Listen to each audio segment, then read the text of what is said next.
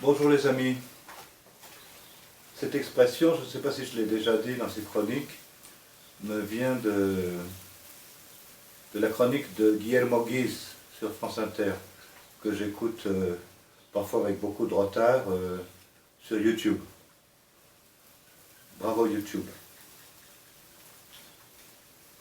Je vais refaire pour la 4e ou 5e fois cette chronique sur Saint-Augustin. J'espère cette fois-ci ne pas me tromper, qu'il n'y aura pas d'accident, d'orage, de perroquets, etc. Je l'ai fait à toutes les heures du jour ou de la nuit, puisque je dors 2 ou 3 heures. Donc, pour vous parler cette fois-ci, en moins de 10 minutes, des confessions de Saint-Augustin. C'est un livre qui m'a accompagné toute ma vie adulte, depuis l'année du bac, donc la terminale à Londres en 1976-77. J'ai passé le bac en juin 77 et je suis venu au Mexique en juillet 77 et j'y suis resté. Donc ça fait 43 ans. Je ne venais pas pour y rester, mais j'y suis resté. 43 ans que je lis Saint-Augustin, donc, pas en continu, hein.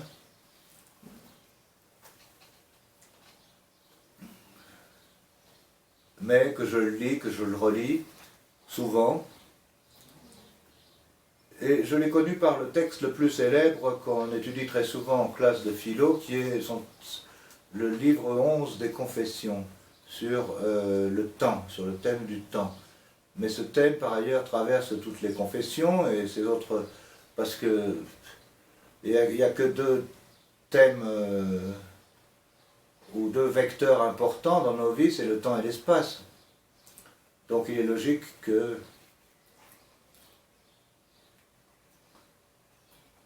ils apparaissent dans toute la philosophie occidentale. Il faut préciser que Saint-Augustin est un philosophe du IVe siècle, évêque, qui écrit les Confessions après être nommé évêque, à la fin donc de sa carrière, si on peut dire, et il les écrit en latin.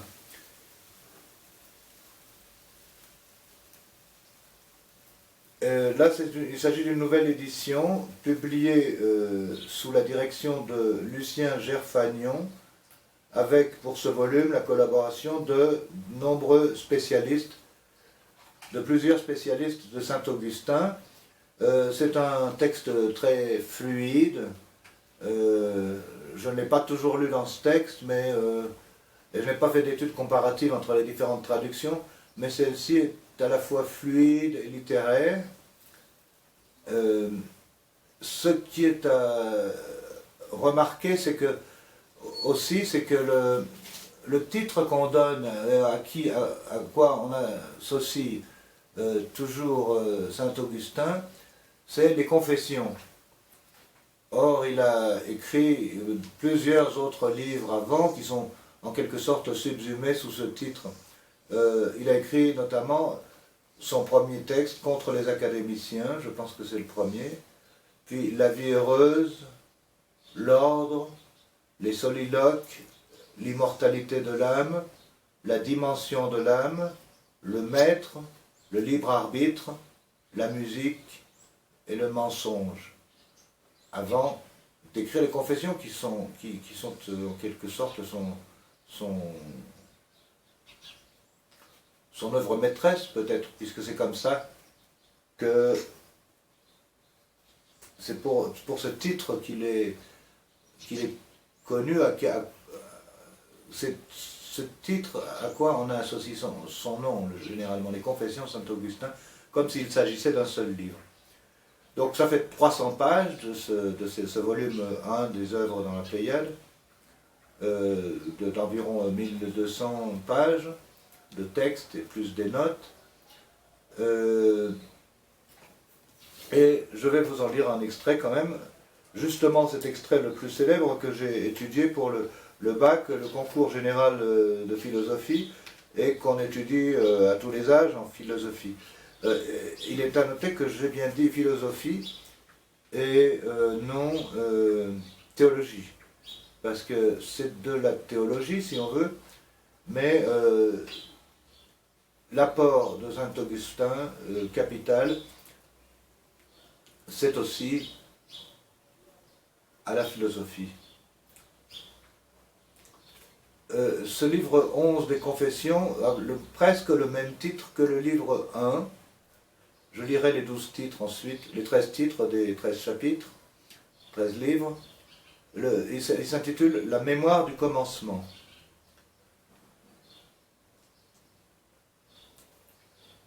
Je vais lire des fragments, dont le fragment très célèbre. Donc, la mémoire du commencement, prologue. Mais Seigneur, puisque l'éternité est ton lot, se peut-il que tu ignores ce que je te dis? Ce qui se passe dans le temps, ne le perçois-tu que selon un déroulement temporel? Alors, à quoi bon te faire des récits circonstanciés de tant d'événements? Non, ce n'est assurément pas pour te les apprendre. Non, c'est pour aviver, en moi et chez mes lecteurs, un amour qui nous ferait chanter en un même cœur, « Ô Seigneur, tu es grand, bien digne de louange. » Je l'ai déjà dit et je le répéterai, c'est l'amour de ton amour qui me pousse à faire ce récit.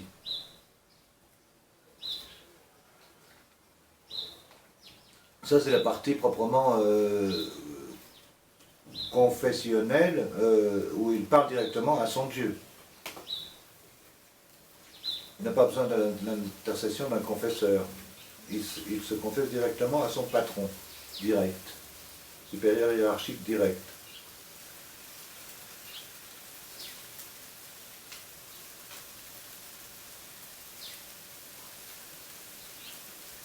Autre fragment. Ce que je désire connaître, c'est l'essence et la nature du temps, qui nous permet de mesurer les mouvements du corps et de dire par exemple que celui-ci est 2 fois plus long que celui-là. Voici l'objet de mon enquête.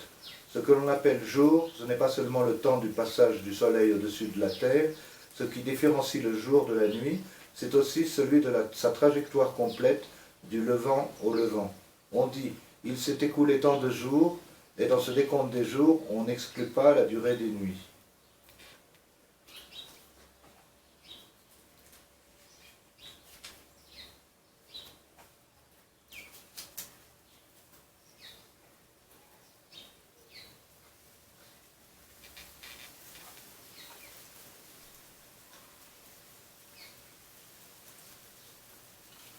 Le temps me sert à mesurer le mouvement d'un corps, mais n'est-ce pas du même coup mesurer le temps?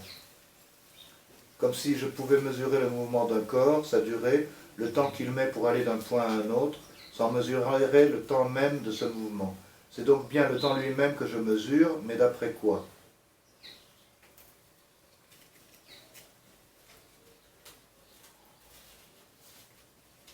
« 27, 34.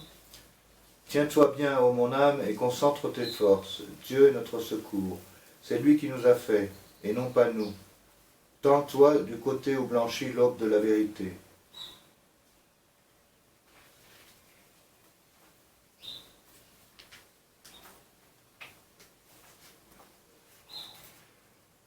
On voit qu'il y a des passages théologiques, des passages, des strates, différentes strates dans le texte, des passages de confession, de louange, et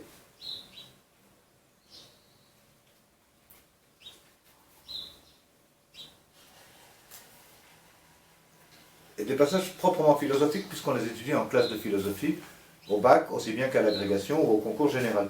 Qu'est-ce donc que le temps? Qui en saurait donner facilement une brève explication? Qui pourrait le saisir, ne serait-ce qu'en pensée, pour en dire un mot. Et pourtant, quelle évocation plus familière et plus classique dans la conversation que celle du temps?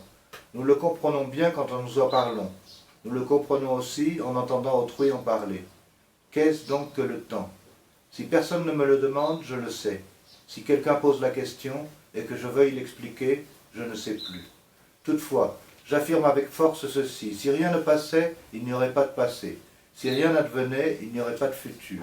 Si rien n'était, il n'y aurait pas de présent.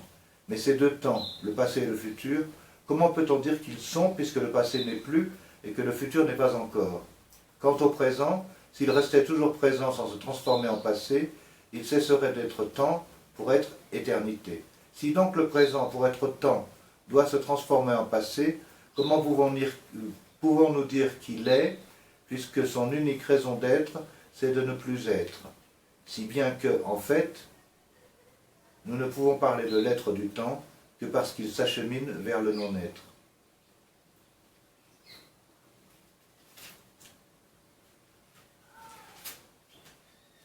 Les paragraphes suivants vont déconstruire chacun des termes qui précède. On pourrait dire que Saint Augustin est déridien avant la lettre, c'est de la textualité inversée.